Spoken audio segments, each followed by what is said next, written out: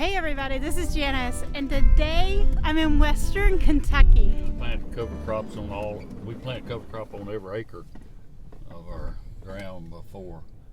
You know, after we harvest the cash crop, we'll go back to cover crop, and then it's all of it's planted every year. We've been doing that since 2012. Actually, I heard you were big into no-till and stuff. Yeah, we have been no-tilling. Well, 100%, about 100% since 1980, but back before that, I actually started right after no-till was first beginning. Well, let's see, my grandfather and dad and me, and he's sixth generation, right? I think so. Sixth generation. Yeah. Fifth or sixth. Yep. Kristia and then Jonathan. So they started out with just 80 acres here and 80 acres at another spot right down the hill. My dad, that's all he had. Yeah. 160 acres. Rented a few acres at the time. And when I was in high school, we weren't farming over probably 200 acres. Right. And so he didn't need much machinery, didn't have much either. When I started, I'll show you this tractor that I started driving when I was 7 years old, and I still got it. And then my dad bought a 1949 model WD Alice Chalmer tractor. That was a new one, man. That thing I thought was the greatest thing since sliced bread. And but when I was 7 years old, I started driving. My dad would use horses. We had horses, and there's the tractor that I started out on. It looks like it's seen better days. It has. It's been around. There's It beat, open cab. It beat riding horses, walking behind horses. And but back to this 80 acres here, and right down here there's the other where my grandfather lived, and there was 80 acres there.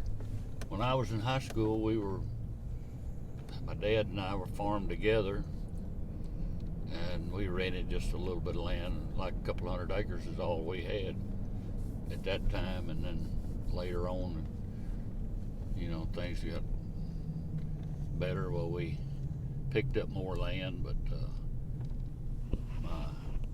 my dad grew up in the Depression, and he didn't want to take the chance to buying any land. Risk was a different proposition for him. Yeah, too much risk, you know. So right here at this point is where my grandfather lived, and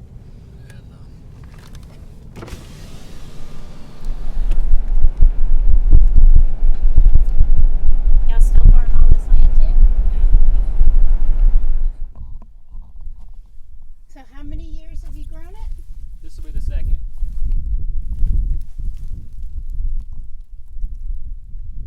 There's so much organic matter. I can walk all out in here, even with the rain just coming. That corn crop from last year gives you a lot of cover. Well, most of the land, Janice, that we hasn't been. I mean, it's all organic. I mean, the residue's gone down, and just, you know, it's all on top. We don't Yeah. work. We don't ever work put it a in. tool in here to work. I was looking to see if there were pollinators. Yeah. It's too cool and windy today, maybe. Yeah. Now this field right over the hill where you can't see those trees right in there. There's a trailer sitting down there with a bunch of beehives on it. Oh, okay. So The guy that's where your pollinators yeah, are. the neighbor that I stayed. It's pretty this time of year. I'm wondering, Jonathan, if all of this short stuff, like, well, let's come on and make That? Yeah. I